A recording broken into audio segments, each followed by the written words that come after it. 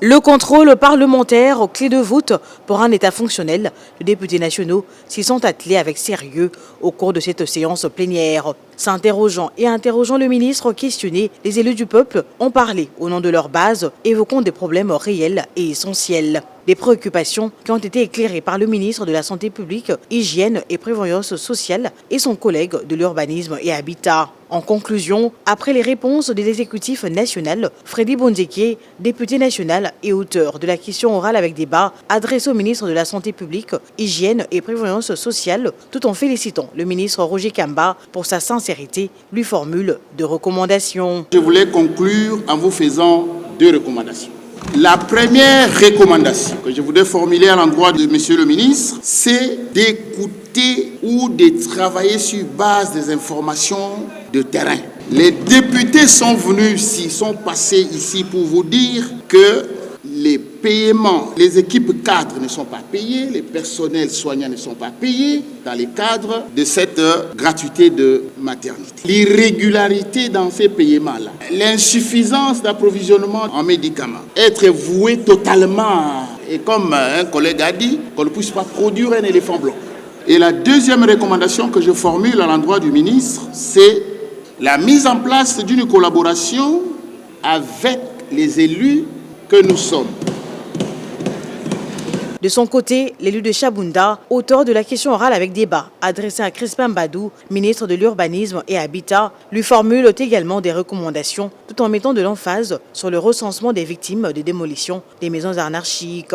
Je vais commencer par recommander au ministre de recenser les victimes de démolition des maisons, surtout qu'ils ont eu à bénéficier de toutes les permissions possibles de l'État congolais, que ce soit les avis urbanistiques, que ce soit les permis de construire et tous les documents légaux, ces paisibles citoyens les ont obtenus. Et donc on doit commencer d'abord par les recenser tous afin de les indemniser. Deuxièmement, nous recommandons à ce que ça ne soit pas seulement une promesse théorique qui va se limiter ici, parce que nous allons suivre toutes ces recommandations ici. Il faudra que tous les agents et fonctionnaires de l'État de votre ministère qui se sont évertués à racketter la population soient sévèrement sanctionnés. Je voudrais vous recommander, à l'ère de la nouvelle technologie, l'administration n'est plus physique. Il faudra chercher à moderniser votre administration par la mise en place d'un portail numérique. C'est sur une note positive que s'est clôturée cette séance plénière qui annonce déjà les couleurs de 45 autres questions orales avec débat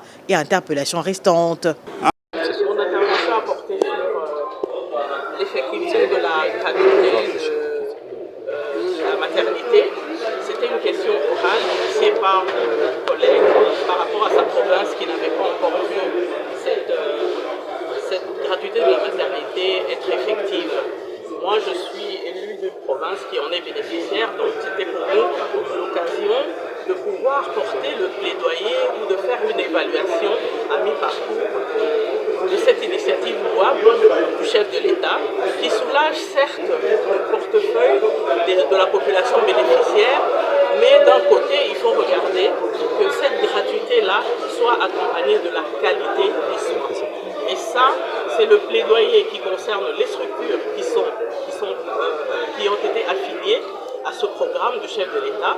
Il faudrait qu'une enquête parlementaire sérieuse soit initiée pour qu'on puisse évaluer si effectivement ces fonds alloués suffisent, si les médicaments arrivent à bon escient et s'ils sont de bonne qualité, parce qu'on assiste à des ruptures de stock et il y a beaucoup de problèmes qui se posent.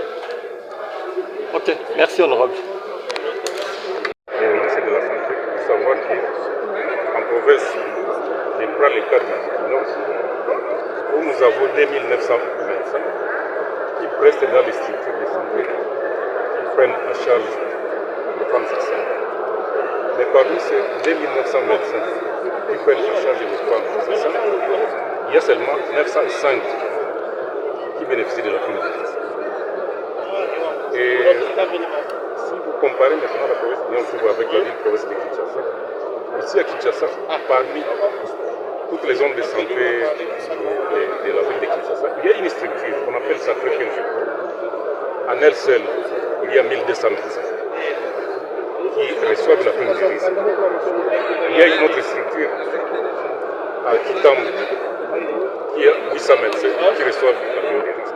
Donc vous voyez déjà qu'avec deux structures de la ville-province de Kinshasa, vous totalisez 2000 médecins qui reçoivent la prime de risque, mais en province, 905 aussi. Si vous allez plus loin, vous allez constater que parmi les 905 médecins de la province de Nord qui reçoivent la prime de risque, il y a certains médecins qui ne sont en province du Nord Kivu. On peut appeler des perdus de vie. On ne sait pas là où ils sont. D'autres sont à Kigali. Comment un médecin qui preste à Kigali peut recevoir la prime de risque en RDC?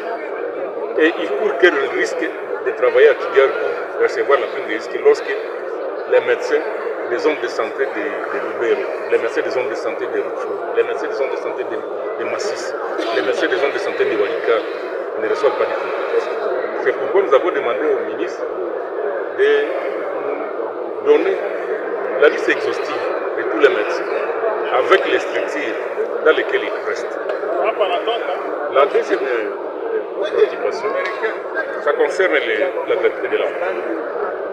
Ici à Kinshasa, surtout des maternités. Vous avez bien suivi la demande. Mais la question était simple. Est-ce que le ministre est en train de prendre ses responsabilités? Il fallait d'abord voir au Nord Kivu. Ces projets, ces programmes prennent seulement 13 zones de santé. Et là, je dis, ça, Massis, Rutshuru et Walikale, alors que c'est une population qui est à détresse. On le connaissait très bien par le M21. Je dis, il y a un problème. Ces zones qui étaient déjà acceptées par ce programme, alors qu'elles sont entre les mains du M23, qui prend à charge les souhaits de cette population, de ces zones de santé. Il y a les médicaments, ils doivent être approvisionnés par des médicaments. Ils doivent être approvisionnés par des matériels. Mais la question est simple. Où est le couloir pour accompagner tous ces gens? Il y a plusieurs zones de santé dans le territoire de Lubero. Il y a la zone de santé de Kaina, d'Alimbongo, de Lubero, de Musienene, de Biena et même de Masereka. Partout là-bas, il y a des problèmes de médicaments. Tous les centres de santé n'ont pas de médicaments. Il y a des doutes autour même des soins de qualité. Alors que des infirmiers ne sont pas payés. Il arrive à un moment donné, il faut facilement 6 mois, même une année, sans payer, sans être payé. Ou même les hôpitaux qui vont préfinancer d'abord les structures pour les remboursements, ça prend une année, ou bien même 8 mois, une année. Tout ça sont des problèmes très sérieux. Alors on s'est dit maintenant, quelle genre de qualité des soins la population doit avoir confiance. C'est comme ça que vous allez réaliser que beaucoup même de la population, beaucoup de membres de la population, beaucoup de mamans même abandonnent les structures accompagnées par ces programmes et à l'aide des structures privées. Pourquoi? Parce que les conditions ne sont pas réunies. C'est ici donc nous avons demandé au ministre de prendre ses responsabilités, le ministre de la Santé, de voir comment aider ce domaine qui est tellement sensible, parce que c'est un domaine qui demande vraiment des précisions. Merci. Merci honorable. En un mot comme Amine, je lui ai simplement demandé de faire pour que, plus que jamais, nous puissions avoir l'extension de la ville de Kinshasa. Et qu'il existe désormais un projet sur la table du Premier ministre, pour ne pas dire un projet sous sa tutelle, lequel projet ne requiert plus que l'implémentation, sur son implémentation, sur le plan pratique des choses. Alors où en sommes-nous? Parce que c'est depuis lors que cela a été annoncé. Il y a même une coordination qui s'occupe désormais du projet qui est à pied d'œuvre. Mais pourquoi ça entend? Parce qu'évidemment, on l'a dit par le président Kamer, je l'ai relevé lors de mon propos du haut de la tribune de notre assemblée. J'ai démontré qu'avec 17 millions d'individus, selon les estimations, le prix minimaliste, comment voudriez-vous que lorsqu'il plaît, nous ne puissions pas commencer à déplorer des situations? On peut tout faire, on peut même tirer les caniveaux comme d'aucuns les prétendent, tirer les rivières, mais ça ne va pas résoudre le problème parce que la vérité est qu'à Kinshasa, tout ce qu'il y avait comme espace vert, tout ce qu'il y avait comme cadre récréatif pour les enfants comme on en a dans d'autres villes du pays, ça n'existe plus parce que tout a été loti. Et par le fait, on a assisté tout simplement à des constructions à la porte-pièce des maisons. Et par le fait, vous avez, avec la qualité du sol au niveau de la capitale, une situation qui ne permet pas que les gens vivent comme il se doit.